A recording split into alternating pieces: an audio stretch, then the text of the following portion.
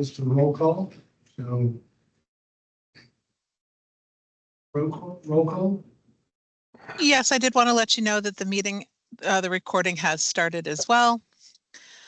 Let's see, Michelle Jenkins. I believe she's here I'm here. virtually. Yes. Thank you. Mike Williams, Here. Brian McCarthy, Here. Jonathan Scott, Here, virtual. Michael English, Bob Fry, Anna Quinones. Laura Lenhart is excused. Gina Du, Here. Bob Campbell, Here. Jesus Peraza Garcia, Here. Frank Koffenauer, Here, virtually. Jay Collins, Present. Jennifer Malone, Here. Marcela Jimenez Ramirez, I'm here. Lama Alfasi, Here.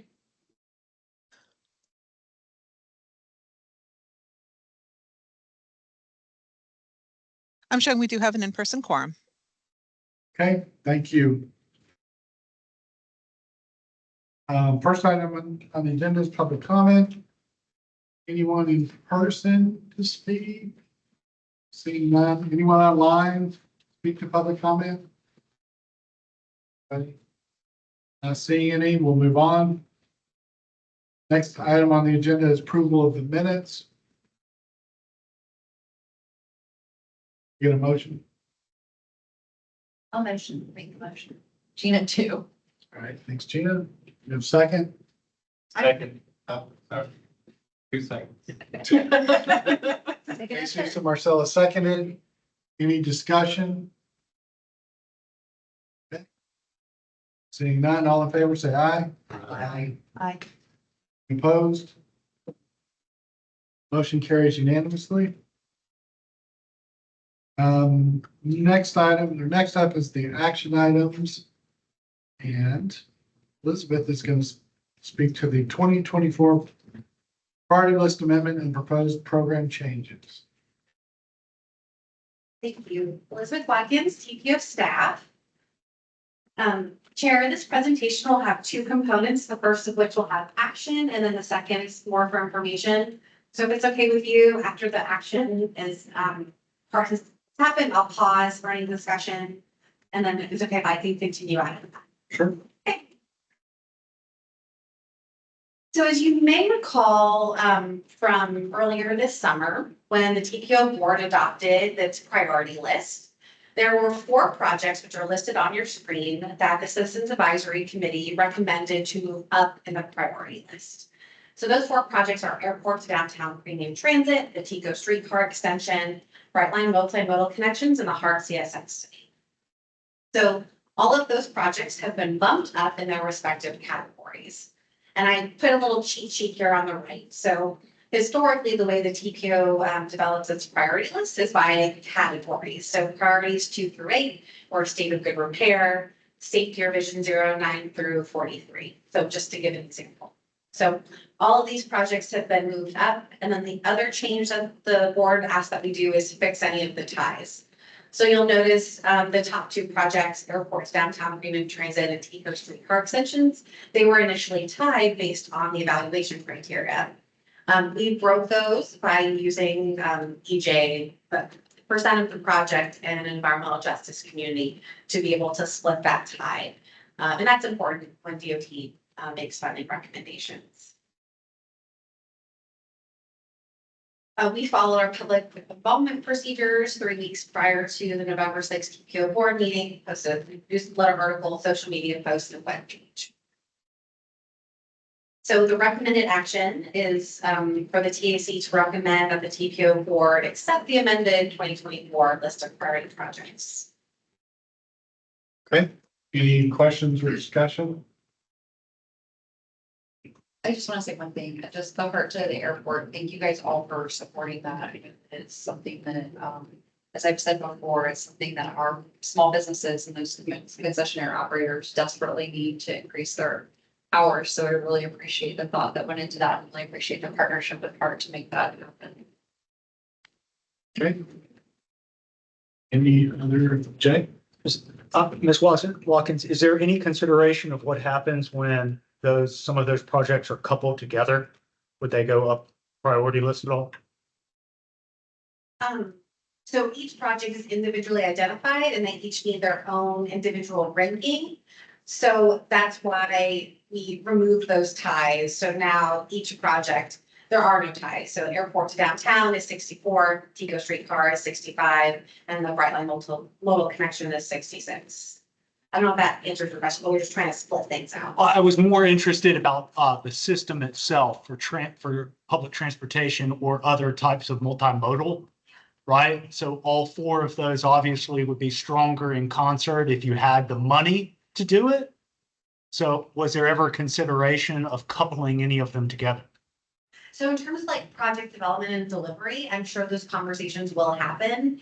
The primary purpose of this priority list is for DOT to make funding decisions as they're in charge of the programming process. But I completely agree with you that there are synergies between these projects and they should be considered as a whole. Thank you. Anyone else? Okay, can we have a motion? Jay Collins, make a motion to recommend the TPO board accept the amended 2024 list of priority projects. Okay, second. I'll second it. Gina made the second. Any other discussion? Seeing none, all in favor, say aye. Aye. Anyone opposed? All right, motion carries unanimously. Back to you. Thank you for accommodating that. So the second half of this presentation will suggest some possible priority list program modifications on how TPO develops its priority list. So in my biased opinion, I feel the priority list is probably one of the most important things that the boards and committees do every year. Because this is the primary vehicle where we say to not only DOT, but legislatures, hey, here are our priorities. So there's a lot of weight behind that. I wanted to talk a little bit about the relationship between, these core MPO products, such as the long range plan, the transportation improvement program, the priority list.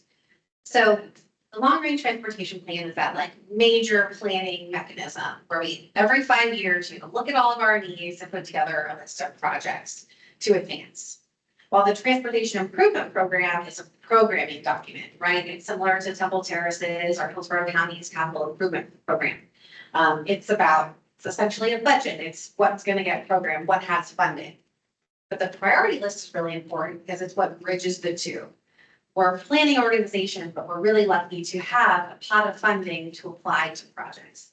And that's the primary purpose of the priority list. Say your priorities, what does our community want funded? So I mentioned that there is some funding that goes along with a priority list. The way that MPOs and TPOs were set up in federal legislation was there's a certain fund codes that are allocated to the MPOs to prioritize to their priorities. So in the big picture, about $1 billion is spent on transportation per year. And those sub-allocated pots of funding is about $25 million. So you can't change everything, but it's a decent amount of stable funding source that does fund the priorities, and I thought that was important to mention. So I wanted to give you a look back on how previous priorities were advanced, how those projects move forward by getting funding in whatever phase of work. So this rainbow periodic table of elements is my attempt to show you that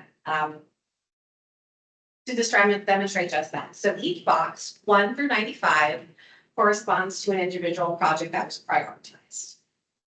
And like I mentioned earlier, each program area is essentially how we set it up. So all the projects in red, so projects 2 through 6, those were state of good repair resilience. So think bus replacements, resurfacing, things that help maintain the system that we have today.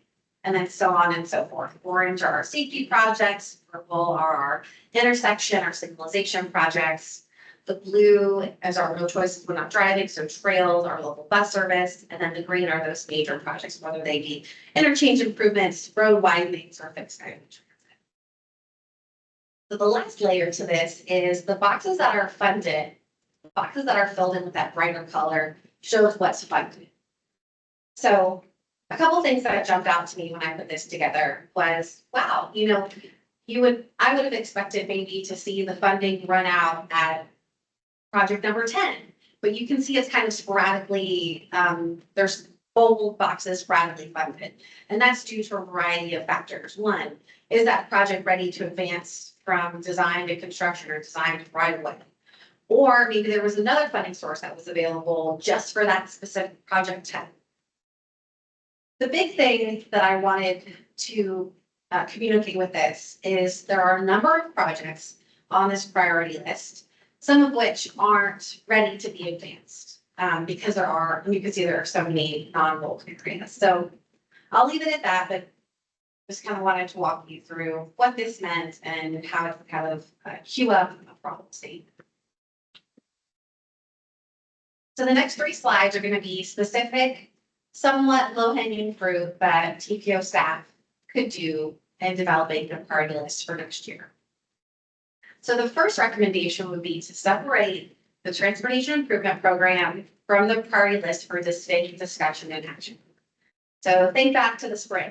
We come to you with a big presentation, talk about table 1, table 2, table 3. And what I would like to do is to kind of separate those. So have a priority list. Those are the projects that are either entirely unfunded or maybe a certain phase are partially unfunded. While the transportation improvement program is again that work program of projects, that's the funding that's committed to certain things.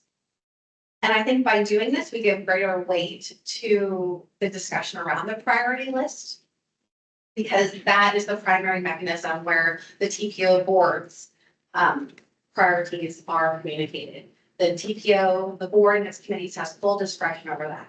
While the transportation improvement program, its primary purpose is to communicate, the funding status of certain projects over a 5-year period. And the TPO board and committees, while they do have some control, it's really partial, unlike the priority projects.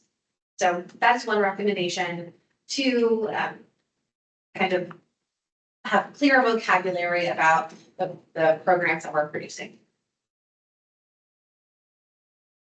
The second proposed change is to possibly reshuffle the priorities based on the community feedback that was received with the 2050 long range transportation plan. So as you saw earlier, the top priorities are always state of good repair, followed by safety, and then smart cities. Survey data mostly showed that congestion was the community's top priority. So that would move smart cities projects to number 1, state of good repair would fall back to number 2, and then vision 0 would be the third priority. And the final recommended changes is to set up some policies that govern the way that the priority list is developed. So one example of that is to have some submittal requirements, such as projects need to have a detailed scope and a detailed cost estimate, because without those things, it's difficult to get them funding because they're just an idea. So having some baseline criteria to ensure the projects that get on the priority list would be ready for funding if DOT is able to make that award. And then finally, is a concept of a TPO supported project delivery pathway. And I will show you an example of what I mean by this. So the TPO has access to planning funding and has access to implementation funding. And there's a great success story with our partners in Plant City. They came to the TPO in early 2021 and said, hey, we want to study the feasibility of the canal trail. So the TPO partnered with Plant City to get that feasibility study done. And then the next year to 2023, that project was submitted for consideration of the priority list and ranked. And then the next year, it was programmed in the TIP. And then in 2025, there's funding for design. So right-of-way construction had not yet been programmed, but I thought this was a really compelling example of how we can leverage the resources that are available to tie projects from the project identification phase all the way to implementation.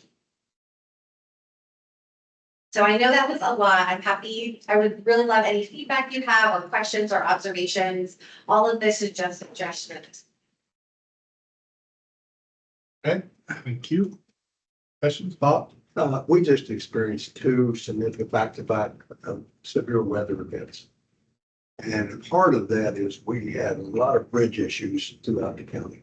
Number one category here, state of good repair. And people need this infrastructure for basic life safety issues. I'm just worried about the messaging here. We place people first and the ability to get around economic activity. And that's you drive on the road every day, you should be relying on us to make it safe for you to get home every day. If a severe weather event occurs, it should get it back in good condition quickly. We're out there still working, we still don't have facilities open.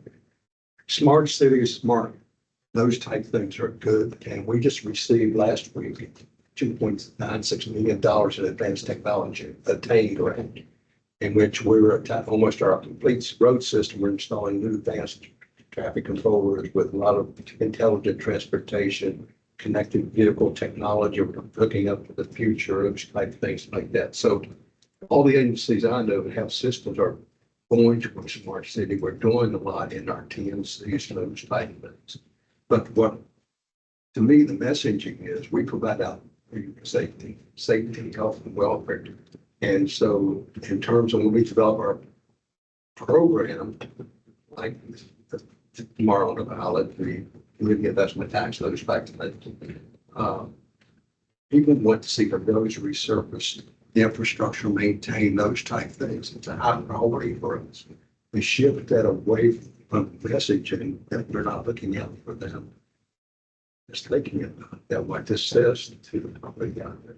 Also, we place a very high value saving with life. We've had 1,000 people killed on our road system over the last 5 years. 240 of them are pedestrians and those type of things. So we're looking out on Vision Zero here to do a lot of our work. So our two top priorities are first, make sure you're safe every day to work. Severe weather events you're taking care of. Secondly, you're safe all the time. And then advanced technology, those type of things we're pushing as well. But it's maybe in third order if we have to make a budgeting changes here. It doesn't seem to match up with those priorities, at least for what I'm thinking about in terms of transportation.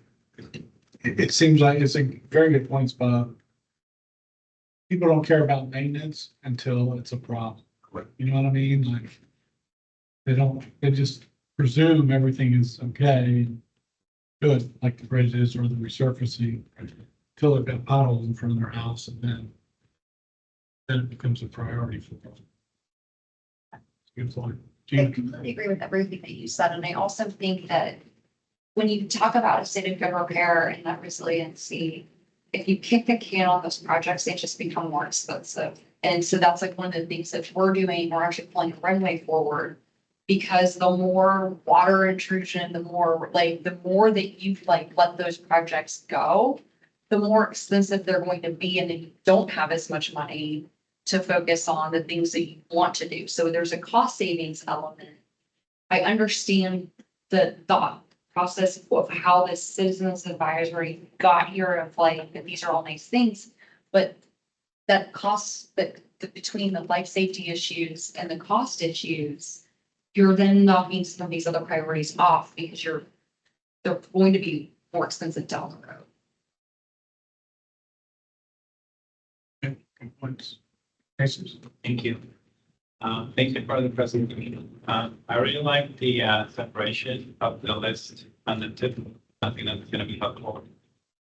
And going to this item, I agree with everybody that's spoken so far. At first, I disliked the slide because I was like, that makes no sense. But then when you said congestion is the number one issue, I was like, okay, I'm willing to live with more cities going first. But then I heard Bob and I'm like, I'm not sure. Thank you. Okay. Anyone else? Any feedback? So, oh, I'm sorry. Sorry. Raise your hand. Just little comment regarding the priorities, and I know it's hard to make a decision because all the priorities are important, right? But for the Hill Department, we do would like the organization and the committee to consider Vision Zero. We have seen in other communities how this priority helps, keep the focus on providing spaces, safe spaces for our residents to be active, to feel safe, to feel like they are a priority. We're finalizing our community health assessment with DOH Hillsborough.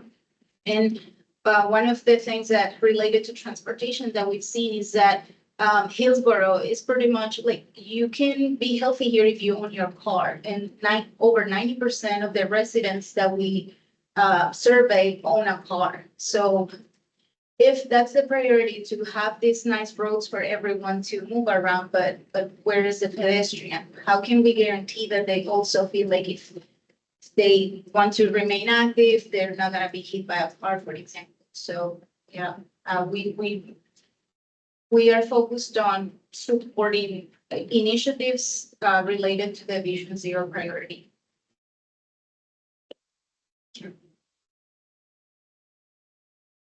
Else. All right, you don't need a vote on that, No, correct? Just Just back, so thank you get for some your thought. feedback and, okay. All right, next item. You get to stay up there, but it's TIP amendments for hard route restoration planning grant and a heart emergency relief hurricane for Hurricane Ian. Thank you. So there are these two TIP amendments before you today. The first of which is the Heart Restoration Planning Grant. This is a discretionary grant that Heart won a few years ago. And the way that this funding will be used to steady cost-effective and efficient service improvements aimed at routes that were negatively impacted by COVID-19.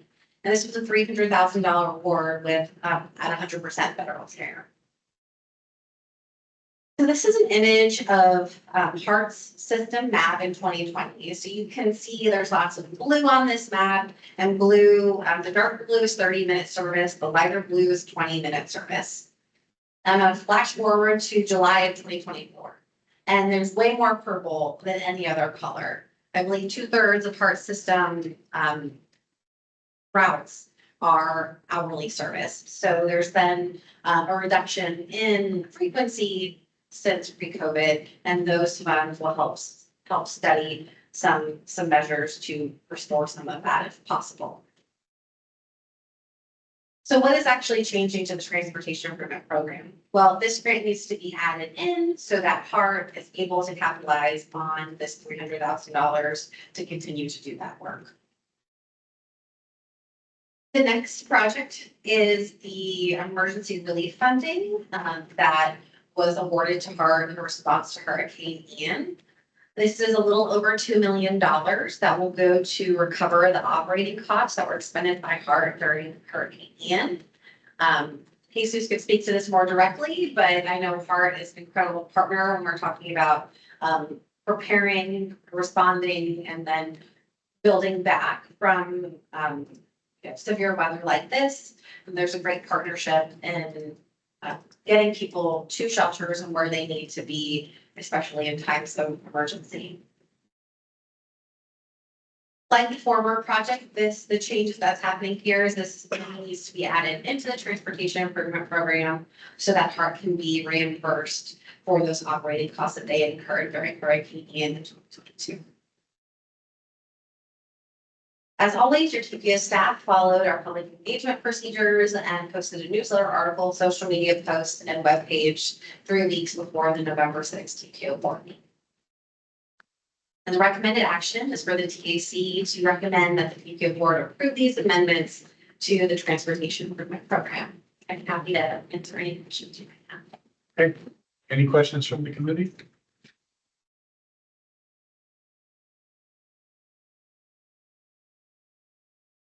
I have a question, probably more for Jesus or maybe between the two of you.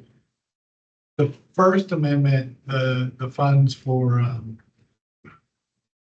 related to COVID and the service changes and you mentioned the headway changes. Were those mostly because of COVID or were they more reduced funding, so you had to reduce service? And maybe it's tied together, but I don't know which of you is best to answer that, but Well, it was a two-step process in a way. There was the 2017 budget cut situation, right, and then there was COVID. So it okay, just happened to happen about the same time-ish. okay. Yeah, and I'm not opposed to the amendment, it was more a curiosity question. Yeah, Okay, and the board always talks about those two things. There is pre-COVID and then there's pre-Mission Max, which is the 2017. And they always talk about how to get back to those two levels. yeah. Okay. Great. Any other questions? All right, do we have a motion then? Motion to recommend approve the amendments to the fiscal year 25-29 transportation improvement program. All right, so that was Jesus making the motion. We have a second. Bob Campbell, second. Bob Campbell seconded, and I think Mama did too. Any other discussion? All right, vote. All in favor, say aye. Aye. Anyone opposed? Okay, motion carries unanimously. Well, guess what? You get to stay up there again. So this is old business, new business. I guess it's really new business, but the 2025 draft meeting calendar. Elizabeth? Yeah, Elizabeth's here today. Thank you for your patience. Yes. The draft calendar is put together was in your packet. I've also put it on the screen here. We're still planning to do 1:30 the first Mondays of the month. So these are the dates that will be forwarded to the TPO for approval. So we've screened it with all the holidays and school schedules, but if you notice anything that doesn't look right, please let us know. Otherwise, these will be our meeting dates in 2025. Okay.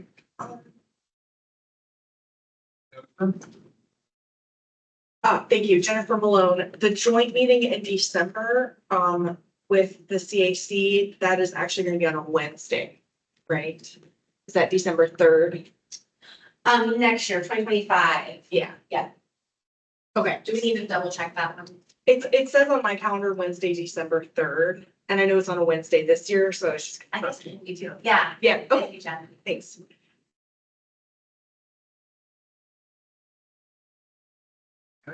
Any other questions about this, which that brings up a good point about this year's meeting. Just to remind everybody that we have a joint meeting next month and it's on a Wednesday. Right. Let's say the 4th. In 1827W, which is over there. So when you come out the elevators, if you go to your right, there's a big conference room, so we'll be meeting there next month. But this is advisory committee. But any more questions about the calendar? We don't need a vote, do we?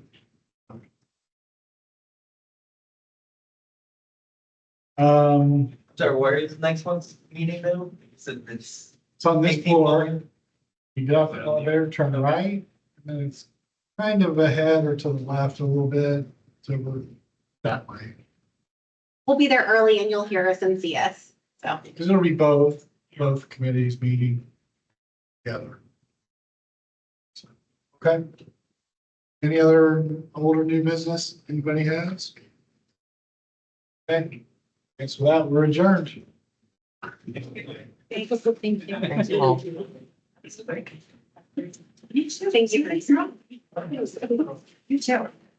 The